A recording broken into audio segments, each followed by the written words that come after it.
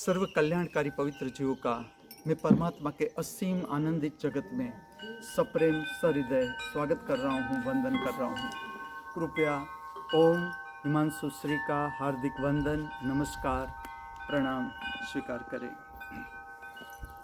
आज का पवित्र दिन गुरुवार, इसकी ढलती हुई शाम हम विदा करने को जा रहे हैं। सूर्य भगवान को स्वागत कर रहे हैं पवित्र रात्रि का, इस हार्दिक भावना और इस हार्दिक प्रार्थना के साथ कि इस विश्व का हर एक मनुष्य स्वस्थ एवं प्राकृतिक निद्रा को उपलब्ध हो तथा हम सब आज की पवित्र रात्रि का कल्याणकारी अनुभव कर सके। मैं आपको ले चलता हूँ नृत्य सुदर्शनम प्रक्रिया की ओर, जिस पे आज मैं प्रकट करने जा रहा हूँ मूर्ति नाट्यम और भरतनाट्यम के समन्वय से उटुकुडु वेंकटेश सुवैयर की जो सप्तरत्न कृति है, इसमें से दो कृति जो राग नट्टी जो संध्या समय का ही राग है और याग कल्याणी जिसे उत्तर भारत में यमन नाम से जाना जाता है, ये भी रात्रि के प्रारंभ का राग है। और जो तीसरी रचना है नृत्यात्मक, वो है तिलाना, जिसे आध्यात्मिक भाषा में कहते हैं मुक्त गति, मोक्ष गति, शिव गति, कृष्ण गति, इस तरह से नाम दिया जा सकता है। ये जो पवित्र स्थान है, इसके दो मुख्य भाग है। एक है चतुर्मुख मंदिरम, जिसमें देवी माता अन्नपूर्णा प्रसाद मंदिर, जहाँ पर प्रसाद के ऊपर काम रहता है, प्रसाद का रिसर्च वर्क, किस तरह से भोजन बनाना है, किस तरह का भोजन चाहिए जिसके कारण मनुष्य का स्वास्थ्य ठीक रहे, और इस पर रिसर्च वर्क चलता है। दूसरा है भगवान श्री नटराज दिव्य कला मंदिरम, जिसमें कलाओं का संबंध परमात्मा के साथ प्रस्थापित किया जाता है। हर कला का अपने भीतर की प्रसन्नता को निखारने में किस तरह से उपयोग किया जाता है, चाहे वो संगीत हो, साहित्य हो या नृत्य हो, चित्र हो, शिल्प हो।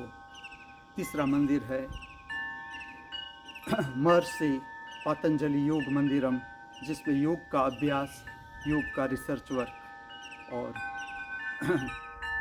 चौथा मंदिर है जो मुख्य मंदिर है, जिसमें ये सारा समन्वित है, वो मुख्य मंदिर है भगवान श्री धन्वंतरी प्रकृति मंदिरम, जिसपे प्रकृति की रक्षा, किस तरह के वृक्ष हमें उगाना है और किस तरह से इसका जतन करना है, फूलों का बगीचा किस तरह से बनाना है, और जो भी लोग यहाँ आते हैं इस पे रस लेते हैं तो उसे उसकी शक्ति के अनुसार काम मिलना चाहिए।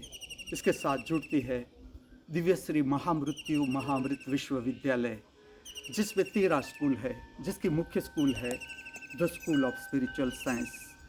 समझ लो कि मैं नृत्य प्रकट करने जा रहा हूँ, तो जो 13 स्कूल इफेक्टिव रहती है, लेकिन मुख्य स्कूल है the school of spiritual science, अर्थात आध्यात्मिक विज्ञान। किस तरह से अपनी आत्मा को जानना, समझना, पहचानना, किस तरह से प्रसन्नता को प्राप्त करना, बनाए रखना, किस तरह से शांति को प्राप्त करना, बनाए रखना, ये इस स्कूल का उद्देश्य है। मेरी दृष्टि से हर मनुष्य को अपने जीवन में काम करना चाहिए। किस तरह से मैं प्रतिपल प्रसन्न रह सकूं, शांत रह सकूं, किस तरह से मैं क्रोध से ऊपर जा सकूं, अपने को उठा सकूं, जो इस स्कूल का उद्देश्य है। तो समझ लो कि मैं नृत्य सुदर्शन प्रक्रिया प्रकट करने जा रहा हूँ। इसकी मुख्य स्कूल रहती है the school of spiritual science. इसके साथ जुड़ती है डिवाइन टेक्निक्स। छोटी छोटी टेक्निक्स से किस तरह से प्रतिपल प्रसन्न रहा जा सकता है, जैसे कि नृत्य करे, चित्र बनाए, गार्डनिंग करे, चलने को जाए, उच्छ्वास बाहर फेंके, छोटी छोटी हर प्रक्रिया, भोजन करे, किस तरह से करे ताकि प्रसन्नता भी मिले, शांति भी मिले। तीसरी जो स्कूल है वो है the school of divine arts, जिसका उद्देश्य है कला का संबंध परमात्मा से। एक अवस्था है, स्थिति है, मैं अपनी बात भी करूँगा आगे, कि जहाँ पर कला के माध्यम से प्रशंसा कमाना या आर्थिक उपार्जन करना, ये समाप्त हो जाता है। इसके बाद भी कला का विकास, सच में हम कहें तो कला का विकास उसके बाद ही प्रारंभ होता है, जब भीतर से नामना का मोह भी चला जाता है या आर्थिक उपार्जन का मोह भी चला जाता है। तो दिव्य कला का उद्देश्य है परम शक्ति के साथ संबंध प्रस्थापित करना। जब हम नृत्य प्रारंभ करते हैं, इसके साथ जुड़ता है श्रृंगार। श्रृंगार के लिए यहाँ स्कूल है, the school of divine fashion designing. इसका उद्देश्य ये है, हमारे सब के भीतर सुंदर दिखने का भाव है, सुंदर दिखने का। सुंदरता को कैसे निखारा जाए, जो वास्तविक सुंदरता है हमारे भीतर। जैसे कि मेरी दाढ़ी सफ़ेद है, बाल सफ़ेद है, उम्र के कारण सफ़ेद है।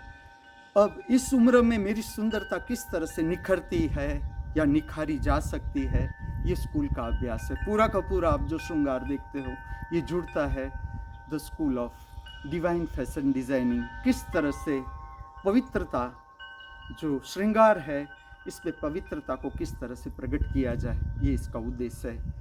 और नृत्य में जुड़ता है साहित्य, the school of divine languages की। जो आप नृत्य रचना को ठीक से सुनोगे तो इसका, जैसे कि आज की रचनाएं ही है, मैं इस कवि के बारे में बताऊं, ये संत रहे उटुकुड़ वेंकटेश सुब्बैयर। इसकी 512 रचना अभी अवेलेबल है। अभी माना जाता है कि बहुत सी ऐसी रचना है, इस पर रिसर्च वर्क भी चल रहा है, कि जो अभी उपलब्ध नहीं है। लेकिन आप एक एक रचना देखो, आज की 3 रचना आप देखना, ये साहित्यकार भी है, खुद ही संगीतकार, नृत्यकार।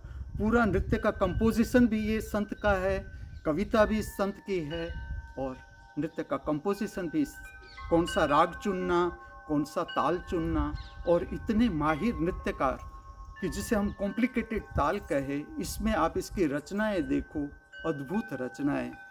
तो ये जुड़ता है the school of divine languages, अर्थात जो आध्यात्मिक साहित्य है, इसके साथ इसका जुड़ाव है। अब मैं आपको ले चलता हूँ आज की नृत्य सुदर्शनम प्रक्रिया की ओर। इस जगत के सर्व कलाकारों के भीतर बहती हुई कला की दिव्य शक्ति को हार्दिक वंदन करते हुए, हमारे सबके हृदय में विराजमान दृष्टा स्वरूप परमात्मा के चरणों में वंदन अर्पण करते हुए नृत्य सुदर्शनम प्रक्रिया।